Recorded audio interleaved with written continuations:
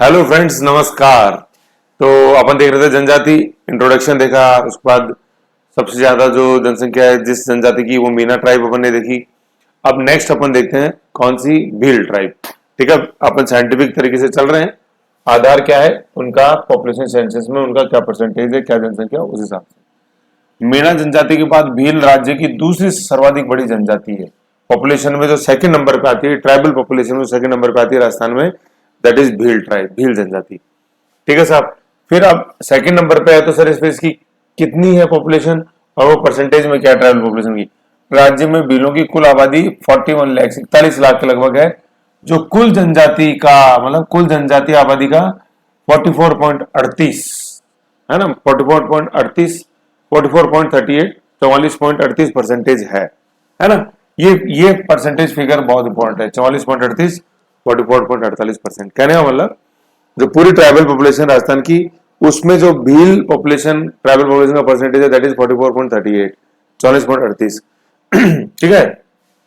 और यही आंकड़ा जब अपन ने मीना ट्राइब के अंदर देखा था तो वो था 47, है ना, और ये ऑलमोस्ट हो गया 45। ठीक है, तो ये दोनों मिला के कितना हो गया, 92%। कहने का मतलब मीना पॉपुलेशन और भील पॉपुलेशन मिला दें तो वो राज्य की ट्राइबल पॉपुलेशन की 90% प्लस होती है। यही क्वेश्चन था, अलग अलग नहीं पूछा, कंबाइन करके पूछा। तो इस तरह से अपन को जो क्वेश्चन है उस हिसाब से अपन को अपनी जो नॉलेज है वो बूस्ट करनी है, बढ़ाना है। समझ गए। तो पॉपुलेशन में सबसे ज्यादा मिस्टर है ना, मतलब मिस्टर मीना, ऐसे ध्यान रखना अपन को। फिर बी सेकंड अल्फाबेट भील हो गया, फिर गराची आएगा, कह गया तीसरा गराची इसके बाद, ऐसे है। फिर देखते हैं आगे। भील शब्द द्रविड़ भाषा की बीज शब्द से का अपभ्रंश है, बीज शब्द का अपभ्रंश है, जिसका अर्थ होता है तीर कमान। अपभ्रंश का मतलब होता है उसका मॉडिफाइड रूप, चेंज्ड रूप। ठीक है। तो द्रविड़ भाषा का शब्द बीत, जिसका अर्थ है तीर कमान। कहने का मतलब भील जो ट्राइबल पॉपुलेशन है उसका जो सबसे प्रमुख हथियार जो विपर रहा है वो क्या रहा है, वो तीर कमान रहा है, बो एंड एरो। ठीक है। तो इसलिए इस जनजाति को क्या बोलते हैं अपन, भील बोलते हैं। तो तीर कमान को बोला बित, बित से निकला भील, ऐसे तीर कमान। ठीक है। तो तीर तो अपन जानते हैं वो arrow, as straight as an arrow, और कमान क्या है, वो बो, है ना। यू बो पर हाथ में पकड़ी, पीछे से तीर उसके अंदर डाला। ठीक है। और वो जो रस्सी होती है दैट इज नोन एज प्रत्यंचा। ठीक है। तो कमान, तीर और वो प्रत्यंचा, तीन चीज है। जैसे बोला ना कि तीर से, कमान से निकला तीर और मुंह से निकली जबान कभी लौट के वापस नहीं आती, तो बहुत सोच समझ के प्रयोग करना चाहिए। ठीक है। तो कमान, तीर हो गया, बो हो गया, एरो हो गया। ठीक है। और वो प्रत्यंचा है। महाराणा प्रताप की मृत्यु कैसे हुई थी, ठीक है, इस प्रत्यंचा को खींच रहे थे। ठीक है। तो प्रत्यंचा को खींचते समय प्रत्यंचा टूट गई, या वो जो बो थी वो उस प्रत्यंचा का टेंशन सहन नहीं कर पाई तो टूट गई, और उसके टूटने से जो चोट लगी महाराणा प्रताप के, उससे महाराणा प्रताप की मृत्यु हुई। हल्दी घाटी में मृत्यु नहीं हुई थी महाराणा प्रताप की। ये बहुत सा कॉन्सेप्ट है, जानना जरूरी है। ओके। फिर नेक्स्ट देखते हैं, है ना। तो ये अपना बो एंड एरो। फिर क्या, भीलों का मुख्य अस्त्र तीर कमान ही है। इस प्रकार धनुष बाण चलाने प्रवीण होने कारण ही यह जाति भील नाम से प्रसिद्ध हुई। आज भी भीलों का प्रमुख अस्त्र तीर कमान है, बो एंड एरो है। ठीक है। और एक अपन को ध्यान रखना योजना का, एकलव्य योजना, एकलव्य योजना। ठीक है, एकलव्य योजना। ये एक पॉलिसी है जिसका क्या ऑब्जेक्टिव है, मोटिव, उद्देश्य क्या है कि ट्राइबल एरियाज के अंदर खेल कूद को प्रोत्साहन देना, और खेल कूद में मुख्य रूप से ट्राइबल पॉपुलेशन में इस तीरंदाजी को प्रोत्साहन देना। लिम्बाराम का नाम अपन ने सुना है। ठीक है। वेल नोन क्या, आर्चरी, आर्चरी मतलब तीर कमान, बो एंड एरो का खिलाड़ी, जो इसी ट्राइबल बेल्ट से निकला हुआ। ठीक। तो सरकार अगर इस एरिया में दे, ध्यान दे, खासतौर पर तीर कमान, निशानेबाजी के अंदर तो बहुत अच्छे तीर कमान निकलने वाले अपने खिलाड़ी आर्चरी के अंदर आ सकते। ठीक है। तो ये एक लेगुना है कि क्यों इंडिया ओलंपिक गोल्ड मेडल नहीं जीत पाता, क्योंकि ध्यान ही नहीं, पॉलिटिक्स है सारा, ऐसे। फिर तीर कमान समझ गए। तो भील, भील निकला है द्रविड़ भाषा की भील सबसे, जिसका आधे क्या, भील निकला है किसे, बीच सबसे, बीच सबसे, जिसका मतलब क्या, तीर कमान। ठीक है। तो तीर कमान बित, बित से निकला भील, और प्रमुख अस्त्र है इनका तीर कमान। भील जाति का उल्लेख रामायण, महाभारत व पुराणों में। ठीक है। मीणा जनजाति का उल्लेख केवल पुराण में देखते हैं, मत्स्य पुराण, विष्णु मत्स्य, है ना, और जैन मुनि, मगन मुनि, और यहाँ अपन रामायण महाभारत और एक्स्ट्रा आ गए। और महाभारत में जो इनको निषाद पुकारा गया है, निषाद क्या, जो अपन अनुलोम प्रतिलोम विवाह जो देखते हैं ना, अनुलोम प्रतिलोम विवाह, इसे हिस्ट्री मैंने पढ़ाया था। अनुलोम तो अनुलोम विवाह और प्रतिलोम विवाह, ठीक है। तो प्रतिलोम विवाह से जो संतान उत्पन्न होती है उसको अपन क्या बोलते हैं, उसको निषाद बोलते हैं। ओके, है ना। तो जो प्रतिलोम विवाह से उत्पन्न संतान है उसको निषाद बोला जाता है, निषाद, ठीक है, निषाद। और अनुलोम प्रतिलोम विवाह क्या है, जैसे एंशिएंट हिस्ट्री में मैंने बताया था, जैसे ये देखते हैं अपन मेल और ये देखते हैं अपन इधर फीमेल, एक मिनट, है ना, ये देखते हैं अपन मेल और इधर ये देखते हैं फीमेल, ठीक है ना। अब वो चारों वर्ण ब्राह्मण, क्षत्रिय, वैश्य और शूद्र, बी के वी एस, ब्राह्मण क्षत्रिय वैश्य शूद्र, इधर ही अपन चारों वर्ण लिखे, ब्राह्मण क्षत्रिय वैश्य शूद्र, ठीक है। तो क्या है, उच्च वर्ण की लड़की, उच्च वर्ण का लड़का, सॉरी मेल लिखा ना अपन ने, मेल लिखा, उच्च वर्ण का लड़का और निम्न वर्ण की अगर लड़की होगी तो वो तो क्या हो गया, अनुलोम, अनुलोम, अनुलोम विवाह। उच्च वर्ण का लड़का और निम्न वर्ण की लड़की, कहने मतलब ब्राह्मण वर्ग का तो लड़का और क्षत्रिय वर्ग की अगर लड़की हुई तो वो क्या है, वो अनुलोम विवाह। ये कैसे भी हो सकता है, क्षत्रिय लड़का वैश्य लड़की, वैश्य लड़का शूद्र लड़की, तो ये हो गए क्या, अनुलोम विवाह। और इसका उल्टा कर दो, क्या, उच्च वर्ण की लड़की और निम्न वर्ण का लड़का, ये हो जाएगा क्या, प्रतिलोम, प्रतिलोम। तो ये दोनों एरो याद रखने आपको, ये ऐसे आया तो अनुलोम, ऐसे आया तो प्रतिलोम, अनुलोम प्रतिलोम, अनुलोम विलोम मत कर देना आप, रामदेव जी वाला, है ना। तो उच्च वर्ण का लड़का निम्न वर्ण की लड़की तो अनुलोम, उच्च वर्ण की लड़की निम्न वर्ण का लड़का तो प्रतिलोम। ये रे डायग्राम अपन को ध्यान रखना है, ऐसे चारों वर्ण लिख लें, ब्राह्मण क्षत्रिय वैश्य शूद्र, ऊपर इधर मेल है इधर फीमेल, पहले मेल फिर फीमेल, तो अनुलोम प्रतिलोम ध्यान रहेगा। अभी प्रतिलोम विवाह से जो संतान उत्पन्न होती थी उसको निषाद बोलते थे, ये है कॉन्सेप्ट, समझ गए, ये चीज है। फिर आगे चलें, निषाद आ गया। कर्नल जेम्स टोड ने बिलों को वनपुत्र अरावली पर्वतमाला के निवासी बोला, वनपुत्र नहीं है, कर्नल जेम्स टोड ने, वन मतलब जंगलों में रहते थे। तो देखो जनजाति की एक विशेषता ये होती है, मैंने आपको फर्स्ट इंट्रोडक्टरी क्लास में बताया था, जाति और जनजाति में क्या डिफरेंस होता है, कास्ट और ट्राइब में। ट्राइब की एक विशेषता होती है कि ये मेन जो पॉपुलेशन होती है, मेन पॉपुलेशन उससे दूर जंगलों में रहती है और इनके हैबिटेट्स मकान होते हैं दूर दूर होते हैं, एक घर यहाँ दूसरा घर 300-400 मीटर आगे मिलेगा, ऐसे दूर दूर, ठीक है। तो पॉपुलेशन डेंसिटी बहुत कम होती है ट्राइबल एरियाज के अंदर। वनपुत्र बोला है तो वन में रहने के कारण वनपुत्र, ठीक है। और अरावली पर्वतमाला में, अरावली पर्वतमाला के जो अपन को इनके प्रदेश मिलते हैं मुख्य रूप से, तो अपन देखो अरावली पर्वतमाला में अभी नीचे अपन पढ़ेंगे एक प्रदेश आएगा मगरा प्रदेश, मगरा।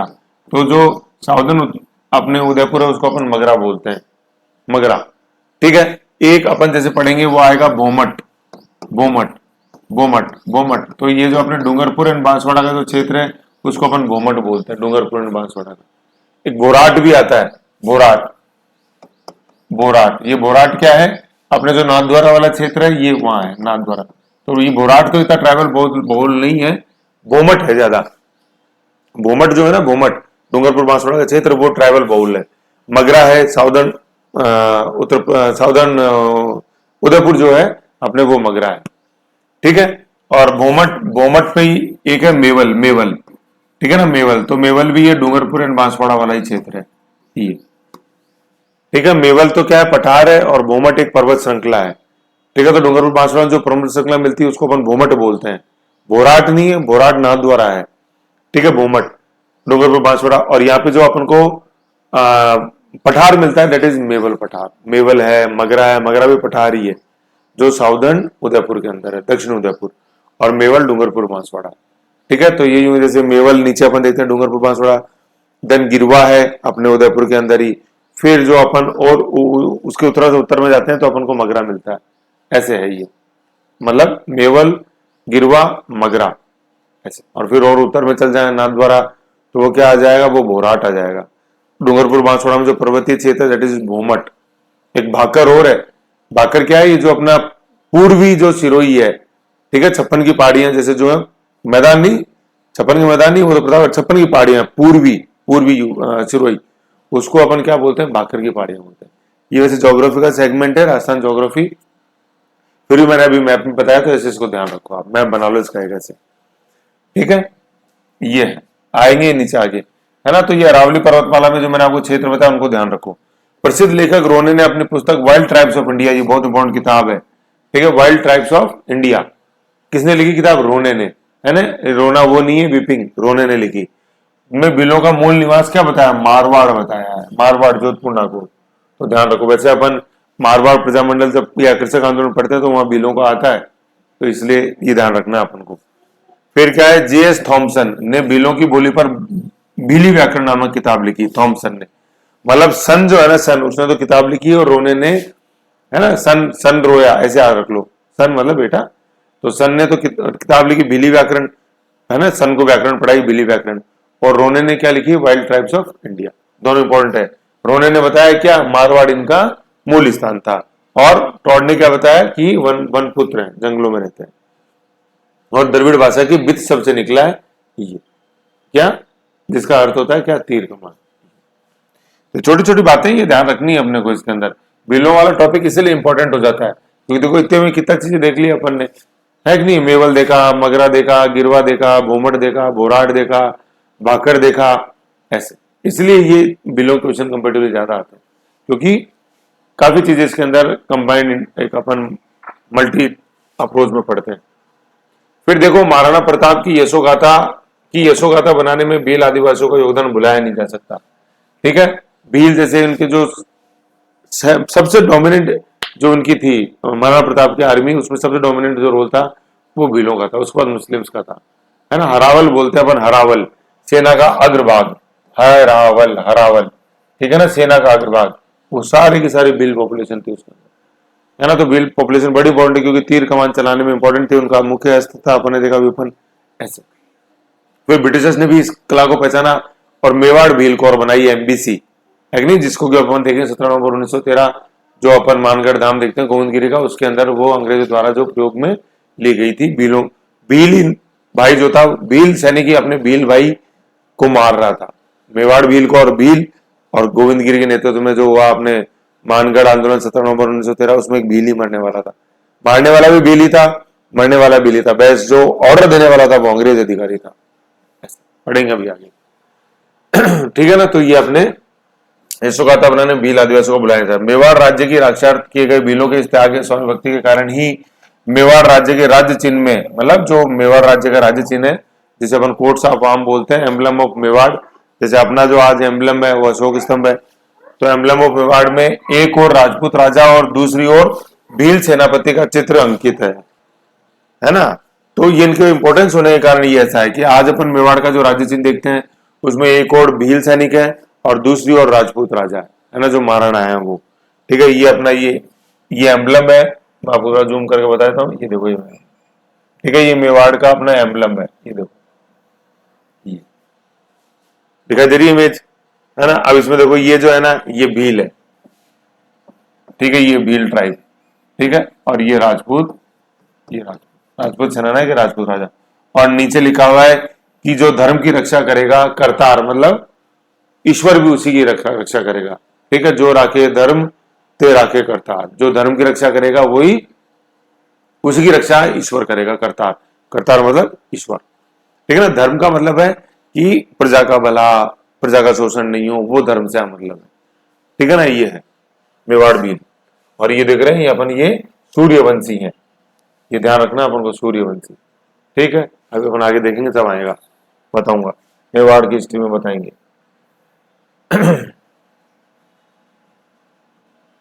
ओके, तो ये अपना मेवाड़ के अंदर जो योगदान है भील ट्राइब का वो अपन ने देखा। ठीक है, तो भील सेनापति का चित्रांकन अपन ने मेवाड़ के जो कोट्स ऑफ आर्म है, ये मेवाड़ का जो एम्बलम है, राज्य चिन्ह है जो मेवाड़ का, उसमें देखा। ओके, है ना। तो ये है अपना क्या, भील सेनापति एक तरफ, और हरावल जैसे जो था वो सेना का अग्रभाग, वो कौन संभालता था, वो भील सैनिक संभालते थे।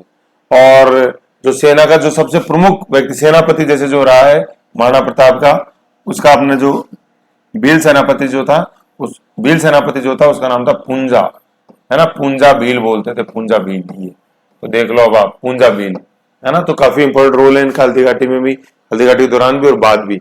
और ये है अपने उस पूंजा भील के नेतृत्व करने वाले के नेतृत्व के रूप में, ऐसे भील एक जो सम्मान मिला अपने कोर्ट्स ऑफ आर्म या मेवाड़ के एम्बलम में। ठीक है, ऐसे तो अंदाजा लगा सकते हो, मैं तो बता। फिर अब देखते हैं कि 2011 की जनगणना के अनुसार बांसवाड़ा जिलों में भीलों की आबादी लगभग 13 लाख है, जो कि सर्वाधिक है। ठीक है ना। देखो यहाँ क्या आ गया अपन, ये वापस क्या आ गया, अभी अपन ने ऊपर देखा था कि भीलों का जो ट्राइबल शेयर है, ट्राइबल पॉपुलेशन राजस्थान का, वो 44% है। इस 44% में है, लेकिन कहाँ कहाँ है ये, तो सबसे ज्यादा जो भील पॉपुलेशन मिलती है अपन को कहाँ मिलती है, बांसवाड़ा में मिलती है, बांसवाड़ा। ठीक है, बांसवाड़ा मतलब बांस बैम्बू का जो प्लेस है वो बांसवाड़ा। और जो तीर में, तीर कमान में जो कमान बनता है वो बांस से ही बनता है, ऐसे। ठीक है, सर्वाधिक है। इसके बाद डूंगरपुर व इसके बाद उदयपुर। ठीक है, तो याद रखना अपन को। ठीक है, अपन जैसे राजस्थान का मैप देखते ही हूँ, तो सबसे ज्यादा तो कहाँ है, सबसे ज्यादा ये अपने डूंगरपुर, सॉरी बांसवाड़ा, सबसे ज्यादा बांसवाड़ा। फिर इधर अपन ऊपर चलते हैं, ये डूंगरपुर, और इधर है ये उदयपुर। तो देखो उदयपुर में क्या आता है, पुर आता है, उदयपुर। उदयपुर के पास पास में जो है वो है डूंगरपुर, पुरपुर दोनों पास में। और फिर नीचे की तरफ है बांसवाड़ा, वाड़ा, है ना। तो उदयपुर, डूंगरपुर और फिर नीचे बांसवाड़ा, उदयपुर, डूंगरपुर और बांसवाड़ा। तो सबसे ज्यादा कहाँ है, बांसवाड़ा, फिर डूंगरपुर, फिर उदयपुर। नीचे से ऊपर आ रहे हैं अपन, यूं आ रहे हैं, बांसवाड़ा, डूंगरपुर, उदयपुर। ठीक है, और ये डूंगरपुर उदयपुर का जो बीच वाला, ये जो डूंगरपुर उदयपुर के बीच में जो अपन पहाड़ी क्षेत्र देखते हैं उसको अपन बोलते हैं मेवल, मेवल। ठीक है ना, मेवल।